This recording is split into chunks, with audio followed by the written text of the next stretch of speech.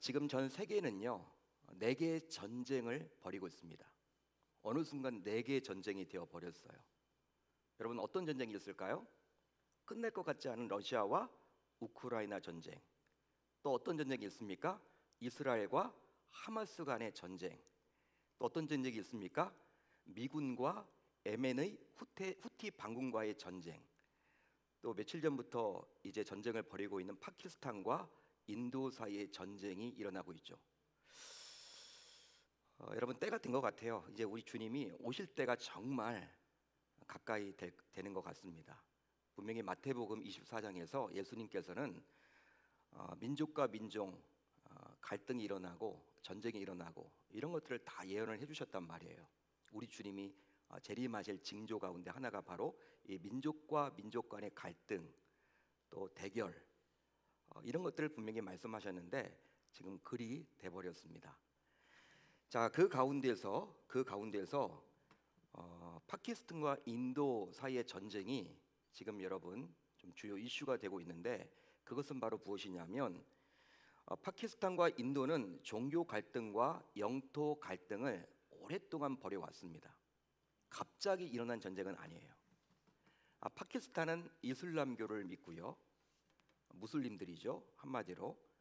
여러분, 인도는 힌두니즘이라고 이야기를 합니다. 그러니까 종교가 달라요, 여러분들. 종교가 다릅니다. 그리고 영토 갈등이 있죠. 더 나아가 두 나라 모두 핵무기를 가지고 있습니다. 두 나라 모두. 우리는 파키스탄을 무시하는데 핵무기가 있어요. 인도도 있고요. 또 자칫 세계 3차 대전으로 이어지지 않을까, 핵무기 때문에 전 세계가 지금 노심초사를 하고 있는 상황이죠. 자, 실제로 인도는 미국을 비롯한 서유럽 국가의 지지를 받고 있습니다. 무기들이 대부분 유럽 무기나 미국의 무기예요. 반면에 파키스탄은 러시아제 무기와 중국의 무기입니다. 그렇기 때문에 이것은요, 지금 중국과 미국의 대리전이라고 불릴 만도 하는 거죠. 자, 거기에 더하여 중국은 어떻습니까? 대만을 무력으로 정복하려고 호시탐탐 노리고 있어요. 그리고 북한은 여전히 한반도를 공산화하려고 하고 있죠. 따라서 그 어느 때보다도 전쟁의 기운이 왕성한 시기가 바로 요즘이지 않을까 생각을 해봅니다. 한마디로 일촉즉발의 위기라고 말할 수가 있어요. 그러니까 지도자 하나가 좀 돌아버리면요, 핵무기 그냥 단추를 눌러버리면 전 세계가 파국으로 치닫는 거예요. 자, 그런데 전쟁의 참혹함은 그야말로 그 무엇으로도 설명할 수가 없죠. 특히 요즘은 총이나 칼로 싸우는 시대가 아니라 각종 미사일과 스텔스 기능을 가진 전투기들의 폭격으로 전쟁을 하고 있습니다. 자, 그러다 보니 미사일과 전투기의 폭격으로 콘크리트 건물들이 무너져 내려서 거기에 깔려 죽는 사람들이 더 많다라는 거예요. 그러니 총에 맞거나 칼에 찔렸더라면 살릴 수도 있는 목숨인데, 자, 차디찬 콘크리트 잔해에 깔려서 구조도 받지 못한 채 죽어가는 사람들이 너무나도 많습니다. 총에 맞으면요, 살 수도 있거든요. 바로 여러분들 치료하면요, 데려다가. 콘크리트 잔해에 깔리면요, 살아있더라도 여러분 계속 비행기 폭격을 하기 때문에 이 구조를 못한단 말이에요. 여러분, 그 안에서 그냥 피를 흘려가면서 죽는 거예요. 그런 자들이 지금 정말 많습니다. 그러기에 요즘 전쟁은 정말 예측이 안 되는 게임과도 같고 정말 잔인하고 참혹합니다. 참혹해요. 전쟁은 일어나서는 안 되는 거예요. 더 나아가 교회라고 해서 전쟁을 피할 수도 없겠죠. 즉, 날라오는 미사일과 전투기의 폭격이 교회라고 해서 피해가질 않습니다. 교회도 여러분들 많이 파괴돼요. 따라서 만약 수백 킬로미터 떨어진 곳에서 교회를 향해서 무시무시한 미사일을 발사했다고 생각을 해보자고요. 이제 몇 분이 지나면 교회는 그야말로 미사일 공격을 받게 되어 있습니다. 그럴 때 교회에게 있어서 그 몇 분은 골든타임이라고 말할 수 있는 거죠. 골든타임. 몇 분 남지 않은, 살릴 수 있는 시간이 몇 분 남지 않은.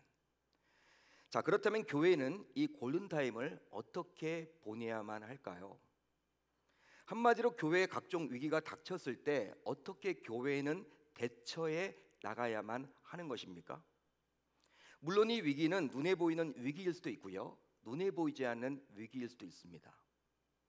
따라서 이제 오늘 말씀을 통해서 교회 위기가 닥쳤을 때, 교회에 잠시 어려움이 닥쳤을 때 과연 어떻게 해야 할지 우리 모두 살펴보는 시간을 가졌으면 좋겠습니다. 자, 초대교회 모 교회는 어느 교회일까요? 여러분, 초대교회 하면요, 어떤 교회가 여러분들은 생각이 나십니까? 예루살렘 교회죠. 예루살렘 교회. 자, 이 예루살렘 교회에 이제 감당하기 힘든 위기가 닥쳤습니다. 바로 팔레스타인을 다스리던 헤롯 아그리파 1세라는 이 왕이 사도 요한의 형제였던 야고보를 참수했기 때문이에요. 목을 잘라서 죽였습니다. 자, 당시 야고보 사도는 예루살렘 교회의 지도자였습니다.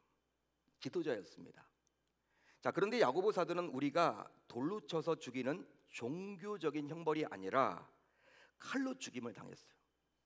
여러분, 당시 예수를 믿으면요, 어떻게 했습니다? 사람들이, 무리들이 여러분 그 예수를 이제 길거리에 끌고 와서 뭘 던졌어요? 돌을 던져서 죽였단 말이에요. 종교적으로 죽이는 거죠. 실제 여러분, 스데반이 그렇게 죽음을 당했잖아요. 스데반 집사가 돌에 맞아 죽었습니다. 근데 이번에는 여러분 돌이 아니라 지금 여러분 칼에 그냥 목이 잘려서 죽게 된 거예요. 따라서 야고보 사도는 정치적인 죄목으로 죽었고, 당시 그 배후에 로마가 있었어요. 그만큼 스데반 집사가 순교한 후 오늘 말씀은요, 이제 약 10년 정도 지난 시점이라고 볼 수가 있는데, 10년 정도 지나자 예루살렘 교회의 성도들은 이제 로마 정부가 보기에도 귀찮은 종교적인 단체 정도가 아니라 예수를 방불하는 위협적인 대상이 이미 되어 버렸다는 거예요. 그러니까 로마 정부가 보더라도요, 이제 예루살렘 교회 성도들은요, 이제 그냥 놔둬서는 안 되는 거예요. 예수가 돌아다니는 것처럼 위협적인 존재로 여겼습니다. 그냥 놔두면 안 되는 거예요. 자칫 잘못하면 로마 제국이 무너지게 되어 있어. 여러분, 그러다 보니까 로마 정부는 헤롯 왕을 이제 조종해서 예루살렘 교회 지도자였던 야고보를 목베어서 죽였던 것입니다.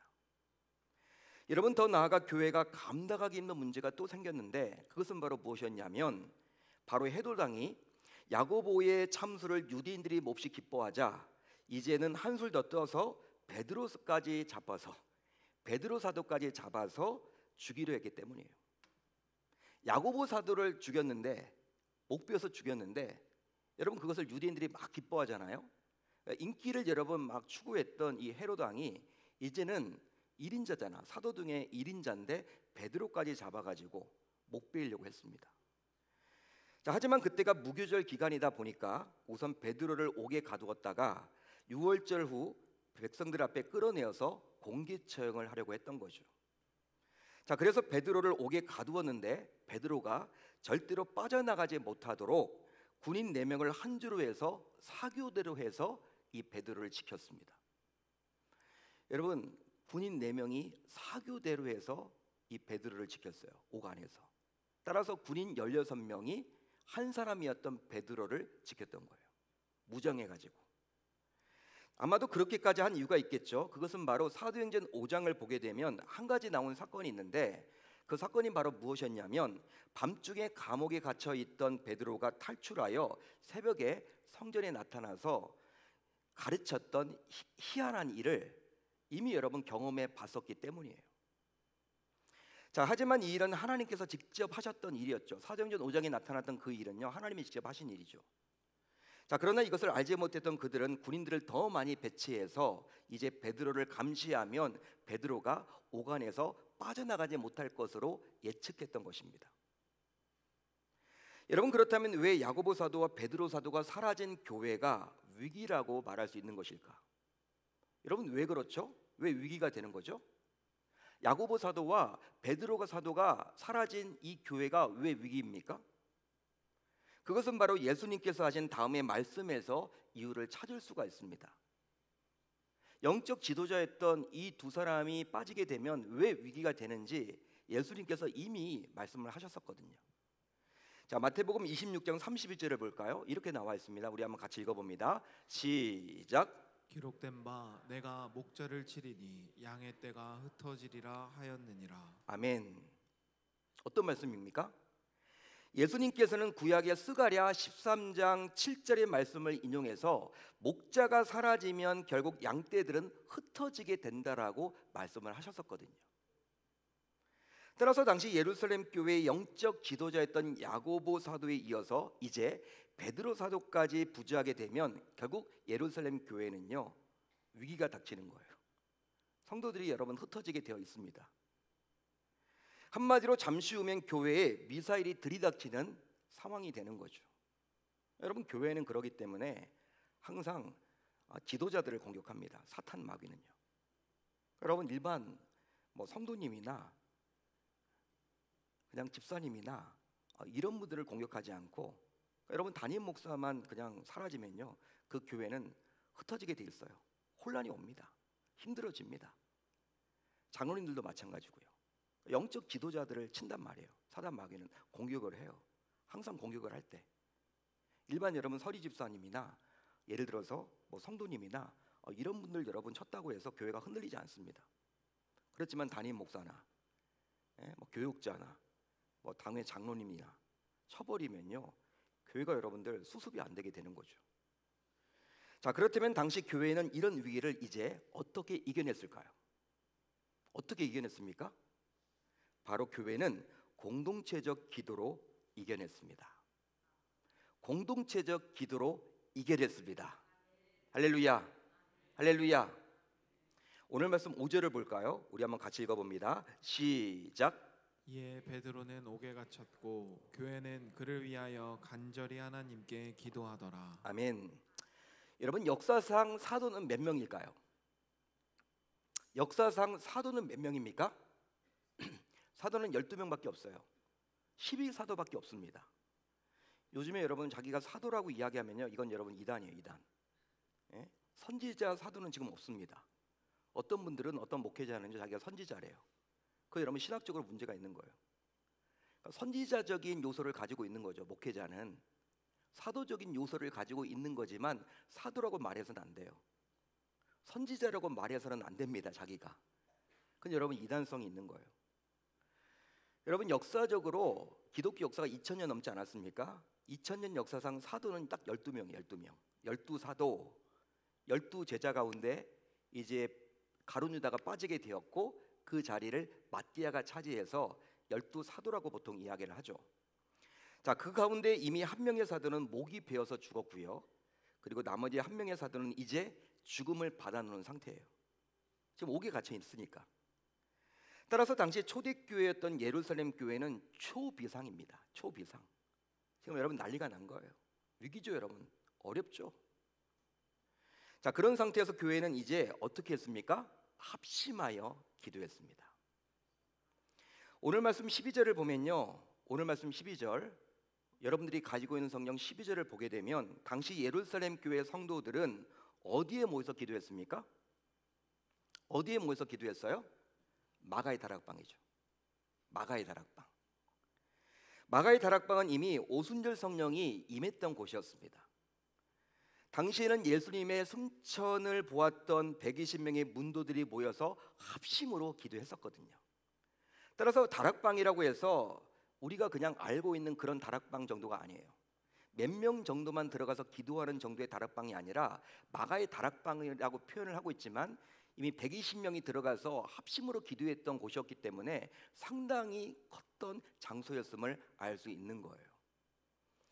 오히려 120명이 들어가서 기도할 정도로 상당한 규모였음을 알 수가 있는 거죠.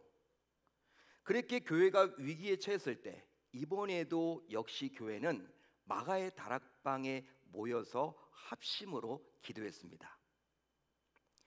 여러분, 물론 개인적으로 기도하는 것은 몹시 중요해요. 개인적으로 기도하십시오. 열심히 기도하십시오. 새벽에 나와서. 하지만 교회의 비상이 걸려서 위기 상황일 때에는 개인적으로 기도하는 것보다 함께 모여서 반드시 공동체적 기도를 해야만 합니다. 믿으시면 아멘, 동의하시면 아멘. 그게 성경적인 거예요. 자, 그러면 이제 여러분들에게 묻겠습니다. 여러분들은 한 번 앉았을 때 어느 정도 기도하십니까? 여러분, 어느 정도까지 기도를 해보셨습니까? 한 번 앉았을 때. 아마도 기도 훈련이 되어 있지 않은 성도라면 한 번 앉았을 때 10분도 채 기도하기 힘들 거예요. 기도 열심히 한 것 같은데 눈 떠보면 10분도 안 지났어. 그런 적이 여러분 있을 거예요. 실제로 금요 성령 집회에서도 말씀을 듣고 난 이후에 약 이제 20분 정도 우리가 기도를 하는데, 그런데 그 시간을 참지 못하고 먼저 나가시는 분들이 계십니다. 물론 특별한 이유가 있어서 그럴지는 모르겠지만 아마도 제가 생각을 해보면 합심해서 20분 정도 기도하는 것이 좀이 쑤시고 그걸 여러분 잘 못 이겨내기 때문에 그리 하는 것 같아요. 여러분 지루한 거죠. 그게 긴 거예요. 자, 그러다 보니 보통의 성도들은 한 곳에서 10분 정도를 기도하기에 힘을 들어해요. 10분 정도도. 하지만 그런 성도가 10명이 모이게 되면 어떻게 됩니까? 10분만 기도할 수 있는 성도라도 그런 성도가 10명이 모이게 되면 몇 분 기도하는 거예요? 100분 여러분 기도가 쌓이게 되는 것이고, 여러분 100명이 모이게 되면요 1000분을 기도하는 것과 마찬가지가 된단 말이에요. 한 기도 제목들을 놓고. 더 나아가 그 이상 모이게 되면 정말 많이 기도가 쌓이게 되는 것입니다. 따라서 금요 성령 집회에서 하는 합심 기도는 그야말로 한 개인으로서는 얼마 기도하지 못할지도 모르지만 모인 숫자로 계산을 해보면 엄청난 시간의 기도를 쌓는 것입니다. 할렐루야, 할렐루야. 여러분 기도를 쌓는 거예요. 나 혼자는요 10분 정도밖에 기도를 못했어. 여기 앉아 있는 분들을 보세요. 지금 몇 명입니까 여러분? 곱하기를 해보세요. 엄청난 여러분 기도를 우리가 하고 가는 거예요. 더 나아가 홀로 기도라고 한번 해보십시오. 혼자 기도를 하려고 한번 해보자고요. 정말 기도 시간을 확보하는 것이 쉽습니까? 어렵습니까? 쉬워요? 어려워요? 어려워요 여러분들. 쉽지 않습니다. 이것은 마치 홀로 운동할 때 잘 안 하게 되는 것과 마찬가지예요. 제가 여러분 곰곰이 생각을 해보니까 왜 나는 잘 운동을 못하는 걸까? 제가 여러분 운동을 잘 좀 싫어하는 것도 있지만 체질상 운동을 여러분 제가 즐겨하지 않는 것도 있지만 혼자 여러분 운동을 하려고 하면요 잘 안 되잖아요. 운동 뭐 주변 사람들은 안양천에 가세요 목사님 이렇게 말하는데 안 나가죠 여러분들. 바로 나가면 안양천인데 이게 여러분 안 간다니까. 이 앞에 편의점은 가도 이 안양천은 안 가요. 이게 여러분 우리의 모습이야 운동이. 근데 여러분 헬스장에 가요. 헬스장 가면 여러분 어떻게 돼요? 다들 막 열심히 막 뛰고 여러분 근력 운동을 하고 요즘에 막 천국의 계단 막 이런 거 막 하잖아요. 그러다 보니까 천국의 계단이래 그게 막 올라가는. 여러분 계속 뭐 계단이 오르내리락 하는 그런 것들을 하면요 나도 모르게 막 나도 하게 돼. 나도 막 지금 뭘 하고 있어. 거기 가서 보면요. 여러분 이거와 마찬가지예요. 이거와 마찬가지입니다. 기도 역시 혼자서는 이런저런 핑계를 대면서 우선순위로 밀리게 되지만 한 곳에 모여서 합심 기도를 하게 되면 남들이 기도하는 것에 전염이 되어서 나도 열심히 기도하게 되어 있습니다. 할렐루야, 할렐루야. 운동과 마찬가지예요 여러분. 똑같아요. 혼자 여러분 집에서 이 시간 내가 기도한다고 생각을 해보세요. 안 되거든요. 여러분 이 시간에 또 재밌는 거 많이 하잖아요. 재밌는 걸 이 시간에 또 많이 한다고. 우리 금요일 이 밤에. 근데 여러분 내가 기도를 한다고 해도 10분도 잘 못해. 솔직히 5분도 잘 못해.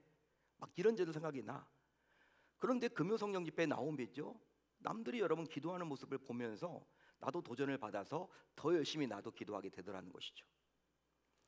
혹시 여러분들은 겨울 철새들이 먼 거리를 이동할 때 삼각 편대를 형성해서 이동함을 알고 계십니까? 여러분 철새들 있죠? 겨울 철새들 이동을 할 때 한 마리씩 날아다니지 않아요. 적게는 수십 마리, 많게는 수천 마리가 한꺼번에 이동을 한답니다. 삼각형으로 이렇게 가는 거예요. 왜냐하면 앞에서 이제 길잡이 역할을 할 새들은 속도를 높여야만 하는데 그러다 보면 쉽게 지치기가 쉽기 때문이에요. 앞에 여러분 속도를 내면요 이제 여러분 지치잖아요. 지치기가 쉬운 거예요. 자, 그러기에 앞서서 선두를 지키던 새들이 지치게 되면 이제 어떻게 합니까? 뒤에 있는 새들과 교대를 한다는 것이죠. 자, 그렇게 되면 앞에서 길잡이 역할을 하는 새들은 항상 좋은 컨디션을 유지해서 빨리 날아가기에 결과적으로 그 무리에 끼어 있는 새떼들은요 빠른 속도로 이동을 하더라는 거예요. 아주 지혜롭습니다. 새들이 아주 새들이 여러분 지혜로워요. 근데 한 마리가 여러분들 가면요 쳐져요. 여러분 중간에 포기할지도 몰라요. 그렇지만 그 무리에 여러분 끼어 있으면요 금방 여러분 갑니다. 힘이 별로 안 들이고 간다라는 거예요. 자, 그런데 기도 역시 마찬가지죠. 기도하다 보면 솔직히 기도가 잘 안 되는 때가 있습니까 없습니까? 있어요 없어요? 있죠 여러분. 저도 있어요 여러분. 여러분들도 마찬가지일 겁니다. 자, 그럴 때 혼자 기도하면 그냥 기도를 안 하게 되죠. 안 하게 된단 말이에요. 하지만 누군가와 함께 합심으로 기도하다 보면 어느 순간 기도가 터지게 됩니다. 할렐루야, 할렐루야.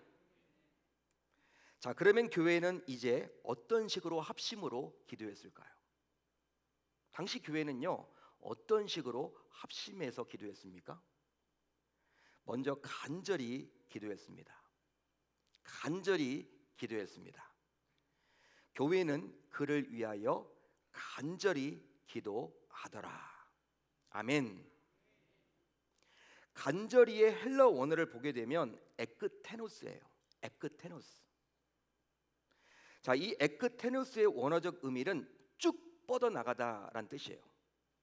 여러분 우리가 야구장에 가서 이렇게 홈런 타자나 안타를 잘 치는 그런 타자가 여러분 딱 방망이를 휘둘러서 이제 여러분 공이 맞으면요 이제 어떻게 돼요? 공이 쭉 뻗어 나가죠. 빨래줄처럼 쭉 뻗어 나간단 말이에요. 그게 바로 에크테노스예요. 그게 바로 에크테노스입니다. 간절이란 뜻이에요. 또 화재 현장에서 소방대원들이 거침없이 쏘아대는 물대포를 보셨습니까? 여러분 물대포가 여러분 대단하죠? 그 파워가 대단합니다. 그 물대포가 바로 에크테노스입니다. 그게 바로 간절이란 뜻이에요. 이런 물줄기가 얼마나 강력한지 단단한 돌도 뽀개고요. 돌도 여러분 쪼개요. 그리고 철도 여러분 쪼갭니다. 여러분 물로 여러분 물줄기로 돌도 여러분 이렇게 자르고요. 철도 잘라요. 대단합니다, 여러분. 그게 바로 에크테노스예요. 그런데 이런 간절한 기도를 친히 보여주신 분이 계셨죠. 그분이 바로 누구셨어요? 예수님이셨습니다. 예수님이셨어요. 예수님께서는 십자가에 달리시기 전날 밤 겟세마네 동산에서 다음과 같이 기도했었죠. 누가복음 22장 우리 44절을 볼까요? 우리 한번 같이 읽어봅니다. 시작. 예수께서 힘쓰고 애써 더욱 간절히 기도하시니 땀이 땅에 떨어지는 핏방울 같이 되더라. 아멘. 당시 예수님께서 얼마나 간절히 기도했기에 기도하면서 흘린 땀에 피가 서려서 나왔을까요?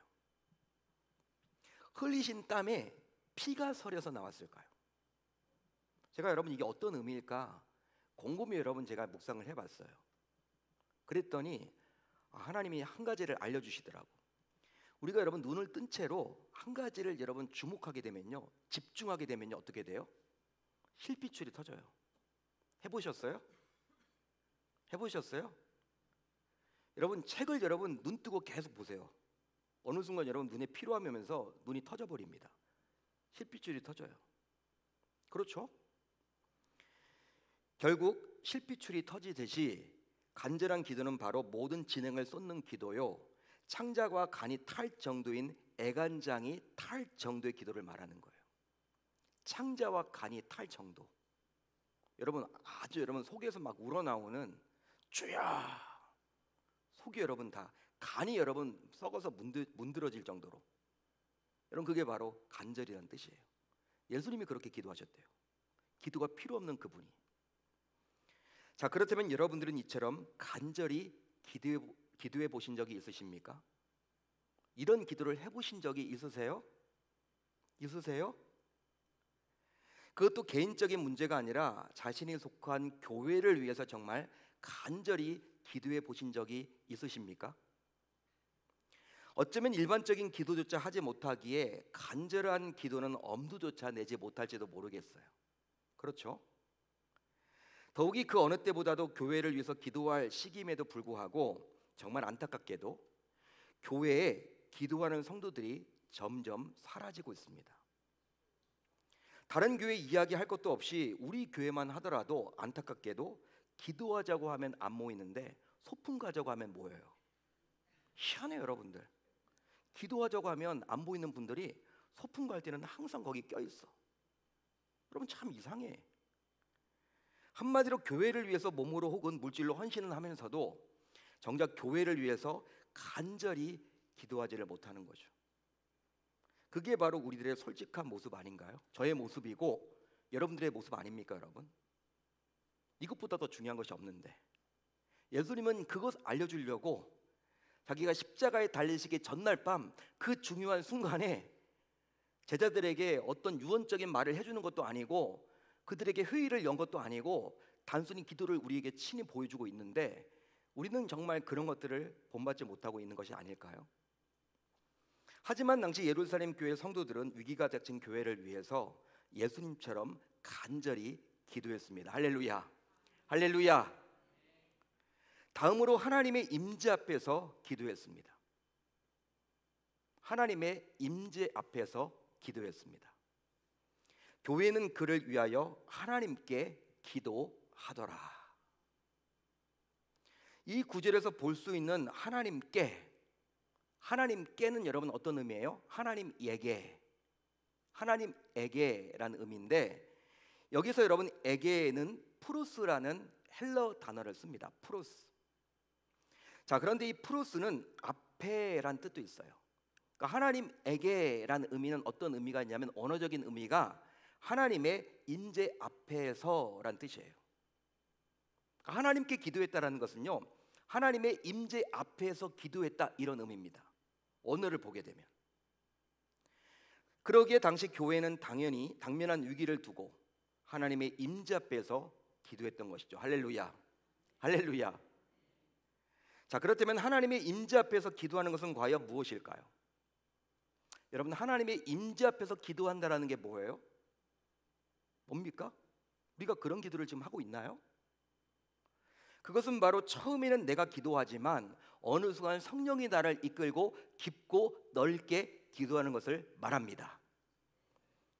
여러분, 제가 이름을 말씀드리면 모두 아실 만한 목회자가 있어요. 이분이 하루에 4시간 이상씩 꼭 기도하는 분이에요.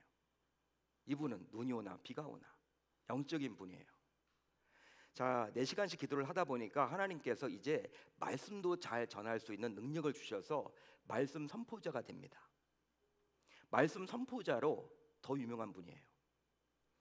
여러분, 그러다 보니까 이제 주변 목회자들이 목사님 어떻게 그 4시간 동안 집중을 해서 기도를 합니까? 저 해보려고 해도 4시간 집중해서 기도하는 거 쉽지 않습니다. 전 딴 생각이 자꾸 들고 1시간 기도하다 보면 좀이 쑤셔가지고 막 일어나고 싶은데 어떻게 4시간씩 그렇게 한 자리에서 그냥 기도를 합니까? 여러분, 이분은 그냥 띄엄띄엄 하는 게 아니에요. 여러분, 우리가 합치면 4시간 할 수 있겠죠. 뭐 30분 기도하다가 저녁에 또 30분 기도하다가 또 이런 밤에 30분 기도하다가 이런 식으로 기도하는 분이 아니라 집중해서 4시간을 앉아서 그냥 기도하는 분이야. 어떻게 그럴 수가 있습니까? 라고 물었어요. 잘 이해가 안 됩니다. 저는 잘 이해가 안 됩니다. 어떻게 그렇게 집중해서 4시간 이상씩을 매일매일 기도할 수 있습니까, 목사님? 좀 알려주세요. 자, 그랬더니 목사님께서 다음과 같이 대답을 했대요. 처음 2시간 정도는 제가 기도 제목을 가지고 기도를 합니다. 저희 기도 수첩이 있습니다. 거기에는 저에게 기도 부탁을 했던 모든 분들의 이름과 그 기도 제목들이 다 있습니다. 기도 노트를 넘겨가면서 2시간 동안은 계속 기도를 합니다. 하지만 그 이후 2시간 이상은 저도 모르게, 나도 모르게 성령께서 저를 이끌어서 정말 깊고 넓은 기도의 현장으로 나아가도록 해주십니다. 할렐루야, 할렐루야. 그런 말을 해주셨다라는 거예요. 목사님께서 해주신 이 말씀은 처음 2시간의 기도는 뭡니까? 자기 자신이 의지를 가지고 기도하는 거예요. 우리가 보통 하는 그 기도처럼. 하지만 그 이후 2시간 이상의 기도는 결국 하나님의 임재 앞에서 기도하는 것이죠. 그랬기에 목사님께서는 매일 지치지 않고 4시간 이상씩 눈이 오나 비가 오나 그렇게 기도했던 거예요. 우선순위를 가지고 그렇게 기도했던 겁니다. 자, 그렇다면 신앙생활을 한다는 여러분들은 요새 하나님의 임재 앞에서 기도한 적이 있으신가요? 있으십니까? 아마도 이 질문에 제대로 답변을 하지 못한다면 그 이유는 과연 무엇이라고 생각을 하십니까? 여러분, 하나님의 임재 앞에서 기도하려면 우선 하나님의 임재 속으로 들어갈 기도의 준비가 되어 있어야만 하는 거예요. 기도의 준비. 따라서 최소 1시간 이상에서 2시간 정도 기도를 하다 보면 어느 순간 하나님의 임재 속으로 빨려 들어가는 신비한 경험을 하게 됩니다. 우리 청년들이 있는데 수련회에서 한번 해보세요. 저는 예전에 수련회 낼 때 그걸 많이 해봤거든요. 수련회 여러분들 이제 마지막에 목사님께서 말씀 전하고 여러분 막 기도 이제 불을 막 주잖아요. 기도를 막 이끌어 주잖아. 그때 여러분 그냥 딱 끝났다고 하지 말고 집중해서 한번 해보시라고요. 예? 어느 순간 다 자고 있을 거야. 자기 혼자 기도하고 있을 거야. 그런 여러분 경험을 해보셨나요? 자, 그러기에 10분, 20분 기도를 하면서도 하나님의 임재 속으로 들어갈 수 있다고 여겨서는 아니 되는 거죠. 그 정도 해서는. 그런즉 하나님의 임재 앞에서 기도하는 것은 결코 쉽지 않아요. 진짜 쉽지 않습니다. 하지만 당시 예루살렘 교회 성도들은 자신의 문제도 아니고 자기 자녀의 문제도 아니고 교회 위기 앞에서 그리 기도했습니다. 할렐루야. 할렐루야. 여러분, 이처럼 교회 성도들이 간절히 또 하나님의 임재 앞에서 합심으로 기도했을 때 결국 어떤 일이 일어나게 되었습니까? 어떤 일이 일어나게 되었어요? 바로 주의 사자가 개입해서 옥문이 열리게 되어서 결국 옥에 갇혔던 베드로는 옥에서 나오게 되었습니다. 할렐루야. 할렐루야. 한마디로 교회는 하나님의 일하심을 친히 맛보게 된 거예요. 믿으시면 아멘. 사랑하는 성도 여러분, 현재 우리 계명교회는 비전센터 건축이라는 중대한 일을 감당해야만 합니다. 정말 중요한 일이에요. 물론 우리 교회는 그동안 저력이 있게 해왔기 때문에 모든 일을 앞에서 또 일하시는 분들이 있기 때문에 결국 잘 진행이 될 거예요. 그렇지만 무조건 낙관해서는 아니 됩니다. 더 나아가 비전센터 건축에 있어서 성도들의 마음을 갈라놓으려는 사탄의 공작은 이미 가동되고 있습니다. 분명히 이미 가동되고 있어요. 전 그걸 느낍니다. 왜냐하면 사탄 마귀는 언제나 성도들을 분열시키려고 틈을 노리고 있는데 비전센터 건축은 사단이 좋아하는 일종의 틈이 될 수도 있기 때문이에요. 여러분 충분히 그럴 수도 있죠. 따라서 눈에 보이지 않는 영안으로 바라볼 때 우리 교회는 현재 위기 중의 위기라고 감히 말할 수 있습니다. 여러분 위기 중의 위기예요. 어떤 의미에서는 여러분 눈에 보이는 것들이 드러나지 않았을 뿐이지 이미 여러분 위기 중의 위기입니다. 사탄은 이미 여러분들 공격을 해오고 있죠. 자, 그래서인지는 몰라도 여러분들에게 모두 말씀드릴 수는 없지만 이미 벌써 교회에는 몇 가지 문제들이 발생해서 앞에서 일하시는 자들의 에너지를 자꾸 빼앗고 있죠. 그러기에 지금은 그 어느 때보다도 합심해서 교회를 위해서 간절히 또 하나님의 임재 앞에서 기도해야 할 줄로 믿습니다. 믿습니다.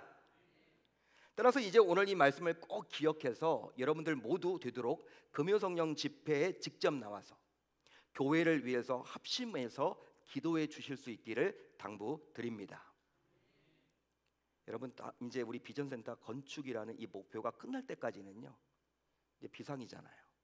어떤 일이 있어도 이 금요성령 집회에 나와서 합심으로 교회를 위해서 기도해야 하는 거예요. 왜냐하면 위기를 만난 교회를 위해서 기도할 때에는 개인적으로 기도하는 것보다도 분명히 공동체적 기도를 반드시 해야만 하기 때문이죠. 오늘 말씀에 나와 있는 내용이에요.